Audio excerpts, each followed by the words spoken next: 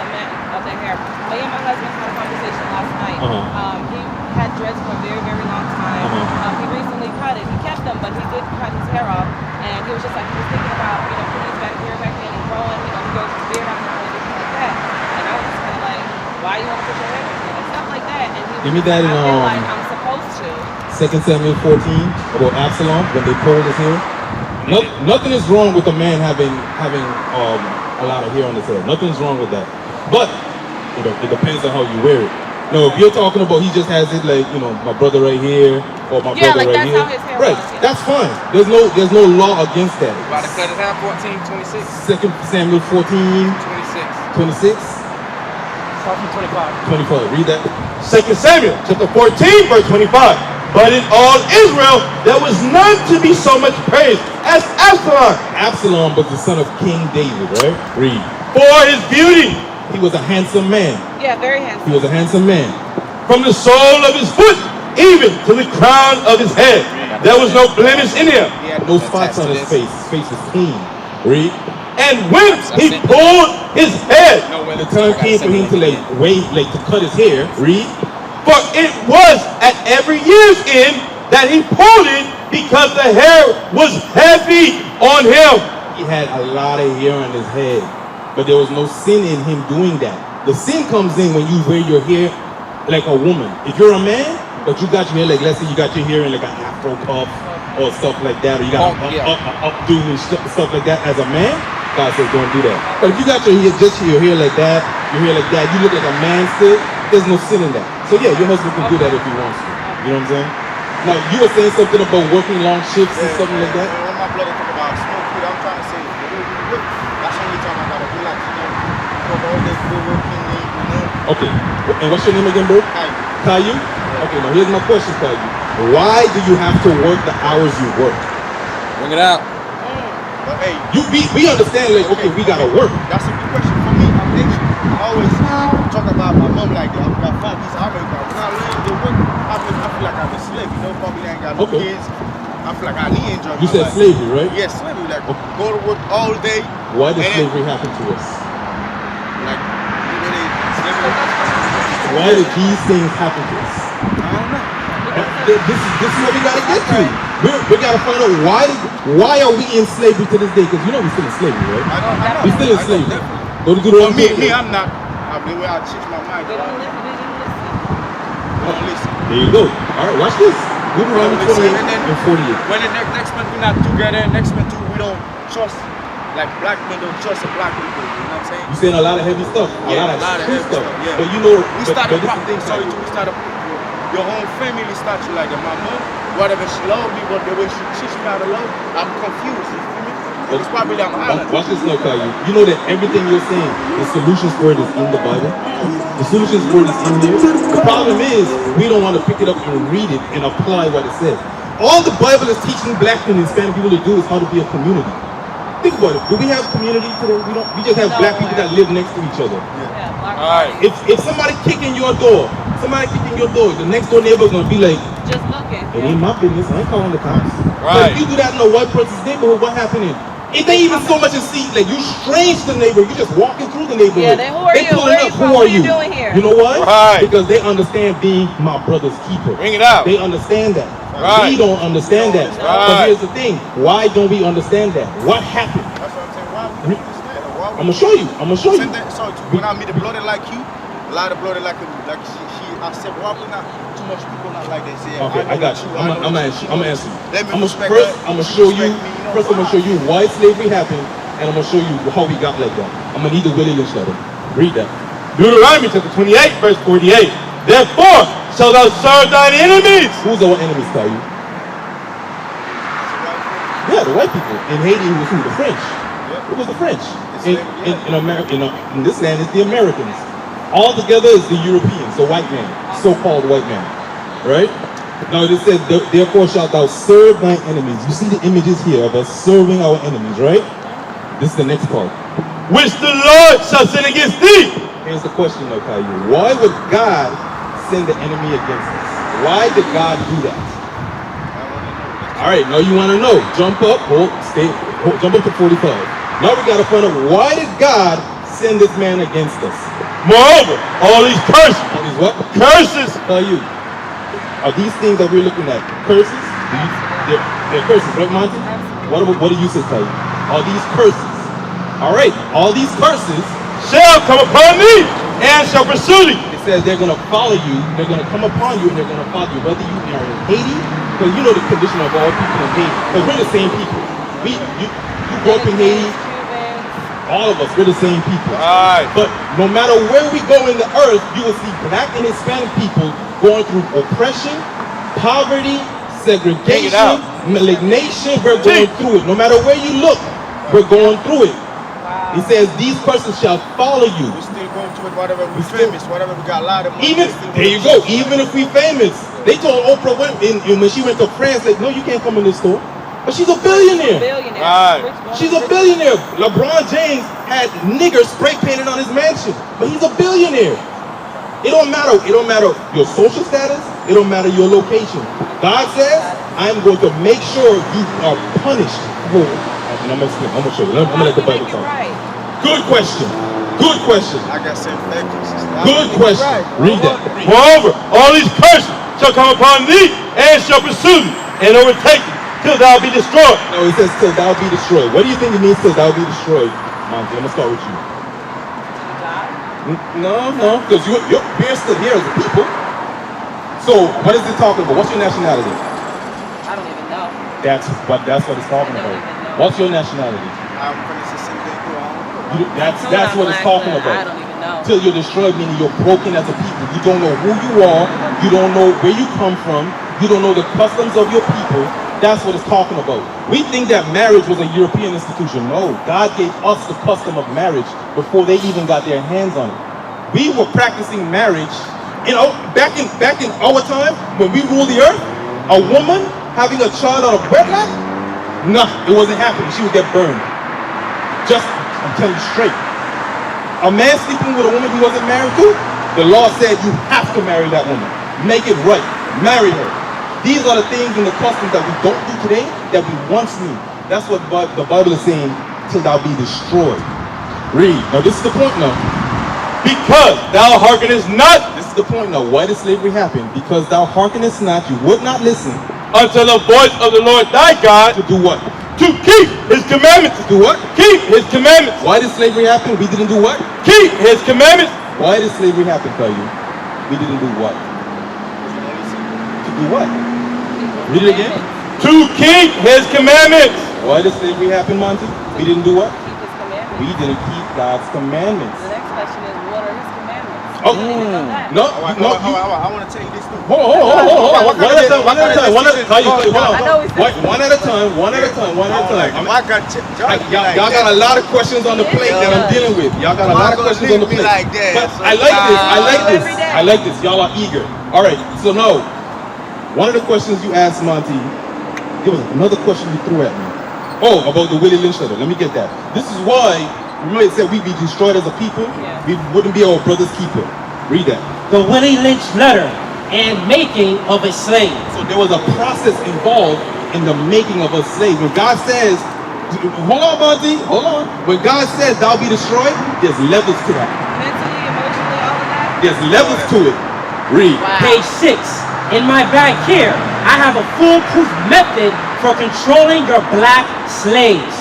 I guarantee every one of you that if installed correctly, it will control the slaves for at least 300 years. Well, They already, I want you to think about it. These people think long term. Our people just think till the next Tomorrow, paycheck. to the We think next till the day. next paycheck. These people think long term. They put a plan in place to control black people for at least 300 years. They already knew how it was going to work. Read. I have outlined a number of differences among the slaves. Now this is going to blow your mind. Listen to these differences that they list. And I take these differences and make them bigger. So he sees issues amongst the slave and he says, I'm going to exploit them. Listen to the issues. I use fear, distrust, and envy for control purposes. So he says, I use fear. You know, like for example, a black man will see another black man and automatically he thinks that's the enemy. Fear. distrust. He doesn't trust his people. The black woman doesn't trust the black man. That's why the black woman is so quick to say, I need to get a Oh my white man to protect me. goodness, It's so serious. That's distrust. And what was the last thing you said? Fear, distrust, and what? Fear. Excuse me. I have outlined a number of differences among the slaves, and I take these differences and make them bigger. I use fear, distrust, and envy. How do y'all feel when a black man pulls up in a Benz? Very well, How do black people typically feel when they see another of their people doing well? They're envious. This is what the slave master is saying. All he did, he found the issues amongst us, he exploited them. Read. Take this simple little list of differences and think about them. On top of my list is age. Age. The older people don't respect the younger people. The younger people don't respect the older people. The older people won't teach the younger people. Read. But it is there only because it starts with an A. The second is color. Light skin versus dark skin. Read. Or shade. There is intelligence. Size. Size. Like, think about it. Like, you got big people versus little people. The skinnier people and all people amongst us, right? It's the next part. Sex. Break male and female relationships among them. Teach the black woman she does not need the black man. Teach the black woman to go after the white man. Right. Teach the black man to go after the white woman. Bunch of diesel charges All of that is compounded into till thou be destroyed. You see how we are in a trick bag? You see this? So no, officers, appreciate that, officer. No, you ask the next question. How do we reverse it, right? How do we reverse it? It starts with you getting your mind right. Give me that. There's a scripture I'm thinking of. It's not coming to me. Romans 12. Romans 12 and 2. This is the first step. And I'm going to show you how to get out of slavery. How do we get out of this? But in order for us to get out of it, it takes y'all putting y'all hand to the plow too. We're not going to just be able to get out of it because you got a few of us on the corner putting in the effort while the rest of us stay at home doing nothing. Right. Y'all have to put y'all hand to the plow. Meaning, guess what? Y'all have to be examples to the next people that might want to learn. Right. Meaning, sis, what you got to do? Put on a dress. Cover up. You got to do what? Stop smoking. Read that. Romans 12. Romans 12 verse 1. I beseech you therefore, brethren, by the mercy of God. Verse 2. Verse 2. And be not conformed to this world. The Bible says, Monty, the Bible says, be not conformed to this world. Meaning, don't accept the policies that this world throws at you. For example, accepting the idea that the black woman doesn't need the black man, that's being conformed to this world. No, the black man needs the black woman needs the black man. Right. We have to accept that. Right. Because that's how God set it up to be. But if you don't accept that, you are conformed to this world. If you think smoking is going to help you relax by you, God says you are conformed to this world. Right. If you think having sex outside of marriage is okay, God says you are conformed to this world. So in essence, what is it talking about? Read it from the top again. Then go back to Deuteronomy 28 and 1. And be not conformed to this world, but be ye transformed by the renewing of your mind. See that, Monty? We got to renew our mind. Everything that we were taught, Caillou, we have to put it off and relearn what God tells us to do. So for example, no. You asked the question, Monty, how do we get out of this? It starts with you not accepting the label that was put on you. For example, you were told you're Haitian. You were told you're African American. Y'all got to stop that. Put that name off. That's not who y'all are. Read that. Deuteronomy 28 and 1. Deuteronomy 28 verse 1. And it shall come to pass, if thou shalt hearken diligently. No, God says, it shall come to pass. If you do listen, unto the voice of the Lord thy God, to observe and to do all his commandments, which I commanded thee this day. So God says, this is what's going to happen to you if you do keep my commandments. That the Lord thy God will set thee on high, above all nations of the earth. God says, if the black man and the black woman keep my commandments, I'm going to make them the rulers of the planet. That's why Christ came and died, to give y'all a chance for God to fulfill that promise. So let me ask this again. Go to Deuteronomy 28 and 37. That's how we reverse this. You got to keep God's commandments, Monty. You got to keep God's commandments, tell you. So now watch this. Deuteronomy 28 and 37. Verse 37. And thou shalt become an astonishment, a proverb, and a byword. A byword, Monty, is being called outside of what you're originally meant to be called. That's why I asked, what's your nationality? The world calls you American black or African American. God calls you an Israelite from the tribe of Judah. That's your name. Right. That's the same tribe that Christ came from. Right. It's okay to cry, Monty. It's okay. This is your God-given name. Caillou. This is your God-given name. God didn't call you Haitian. He called you Levi. Right. You know who the Levites were in the Bible? Y'all were responsible for sacrificing in the temple of God. Right.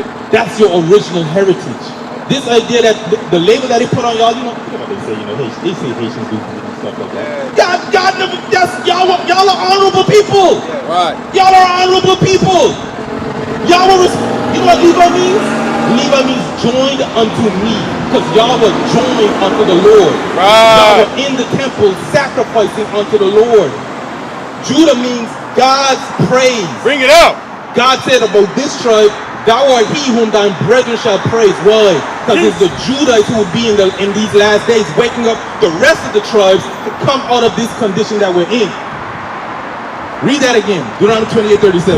And thou shalt become an astonishment, a proverb, and a byword among all nations. But because we went and fell into sin, God says, I'm going to change y'all names. Y'all won't know who y'all are anymore. But this is what you got to put in your head, Monty. What's your nationality? Judah. What's your nationality, Caillou? Huh? Levi. That's right. There you go. That's y'all nationality. Don't let nobody take that away from y'all. Right. Don't let nobody take that away from y'all. Because they've done it for too long. It's time for y'all to step up, especially you, Caillou. You got a big job. As a man of the nation of Israel, your job is to help raise up and resurrect your people. Right. With God's words. We're not doing anything crazy. We're just teaching the Bible, helping our people get their minds right, helping our people get their lives right. What you got? Isaiah what? No. Drop that. Go to Deuteronomy 10 and 12. Deuteronomy 10 and 12. We got to get to these laws. We got to show y'all how to get y'all lives together. Deuteronomy chapter 10 verse 12. And Deuteronomy chapter 10 verse 12. And now Israel, what doeth the Lord thy God require of thee? This is the thing now. Remember, God said the blessings will come upon you if you do what? Keep the commandments. So God requires that of y'all. Read. But to fear the Lord thy God, to walk in all his ways, and to love him, and to serve the Lord thy God with all thy heart, and with all thy soul. To keep the commandments of the Lord. To do what? Keep the commandments of the Lord. That's our job. That is our duty on this earth, is to keep. Hey, Basaya, let me get the Bible dictionary. Get me the Basaya. Get me the Bible dictionary. Get me dress. Get me that. So Caillou, are you gonna stop smoking? After everything you heard, are you gonna stop? Yeah. I ain't not like that, but I'm gonna get a motive for shit. No, I ain't lying. Nah, I can't lie to God, you know. All right, at least, I let it get at God. least you're honest. But this is the thing about it. This is the thing. All praises. This is the thing about it, right, Caillou? This is the thing about it. No Zonovan. God, now that y'all have heard this, y'all are on a clock. No Zonovan? Now that y'all have heard this, y'all are on a clock with God. Hold that. No, hold that. Go to Deuteronomy 30 and 19. Go to Deuteronomy 30 and 19. Y'all have heard this message. Y'all are on the clock with God now. He's watching y'all. All right? Read that. Deuteronomy chapter 30 verse 19. I call heaven and earth to record this day against you. Guys, you know when y'all hearing this message, the angels are in heaven recording this. Hey, Caillou and Monty have heard the gospel. It is being recorded in the heavens. That I have set before you life and death. Now God says, look, they heard the word. Life and death is before them now. Life is you keeping the commandments to eternal life. Death is you getting shot down in the streets here in America. Or getting left here when Christ comes back to burn in the lake of fire. Because the lake of fire is going to be right here. Read. Blessings and cursings. Blessings meaning blessings to life, everlasting salvation, and cursings to everlasting damnation. What does God want us to do?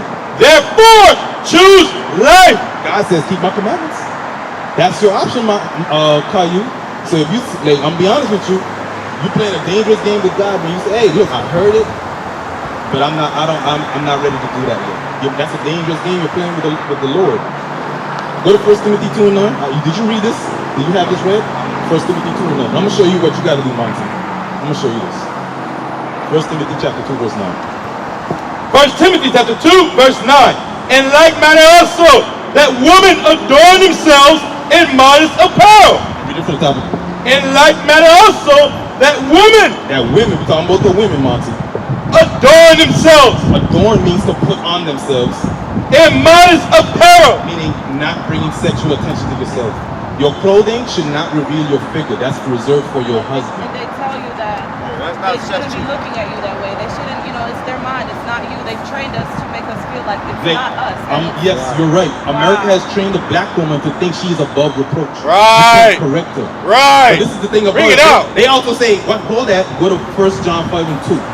They also put it in the women's minds, the black man should be strong enough to not look. To not look. That's what they say, right? Yep. But is that according to what God said? No. Remember, we talked about being your brother's keeper. And that's helping them to sustain and keep. Be your brother's keeper. Watch this, 1 John 5 and 2. 1 John chapter 5 verse 2. By this we know that we love the children of God, when we love God and keep his commandments. So if you say you love the men of your nation, Monty, you will not do anything to cause them to stumble. You know what I'm saying? You will wear a dress so you can prevent the men of your nation from lusting after you. Because what happens after that? It goes from them trying to just seeing you to wanting to talk to you. And I'm not saying that you would do this, but then it turns into adultery. Now a household is destroyed. That's how sin destroys the community. A marriage is destroyed, a household is destroyed, and we're stuck in this. This is what I was saying earlier. God's laws teach us how to be a community. Strong marriages make a strong nation. If we got two-parent households, married with paperwork, strong children grow up in the laws of God, it starts a new cycle. Think about it. Why do you think the Chinese have such stable households, such stable communities? Why do the Arabs have such stable households and communities? They stick together. They stick to their own race. Bring it out. And they get married. Right. They don't go outside just sleeping around. They don't do that. They get married. You know, like the other nations. By the time their children come of age, they have already picked a spouse for them, and they've already set up inheritance for them to get started on the right foot. Right. We don't do that. Right. Because we're selfish, as the book said. We're selfish. So go back to 1 Timothy 2 and 9 now. 1 Timothy chapter 2 verse 9. Read that. 1 Timothy chapter 2 verse 9. In like manner also, that women adorn themselves in modest apparel, with shamefacedness and sobriety, not with braided hair or gold, or pearls or costly array. Meaning, don't let that be what you're all about. Don't let it just be your outer appearance. Work on the inner person also. There's levels to it. Like I said, go to Numbers 15:38. This is a lot of you could also do, Kyle. There's levels to it. First, it starts with your outer appearance, like the men putting a beard on their face, the women wearing dresses and stuff like that. But then after that, over time, you have to work on the inner character also. So there's steps to it. All right, Numbers 15:38. Numbers chapter 15 verse 38. Speak unto the children of Israel and bid them that they make them fringes in the borders of their garments. I'm gonna show you something, right? What is fringes? What is fringes? What do y'all think fringes are? What do you see every brother on the end of their shirts? What do they have on? Oh, like tassels. Fringes. That's what the Bible calls them, fringes, right? Watch this. This is how you know we are these people.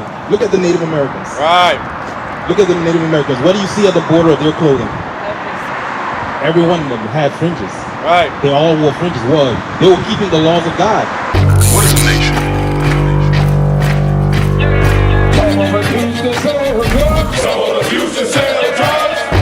Nation is men leading by example.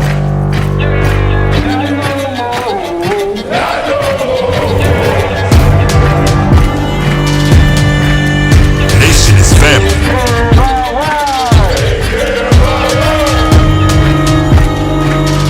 Nation is community.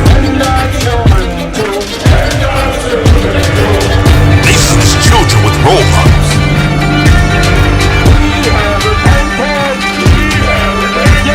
Nation is unity.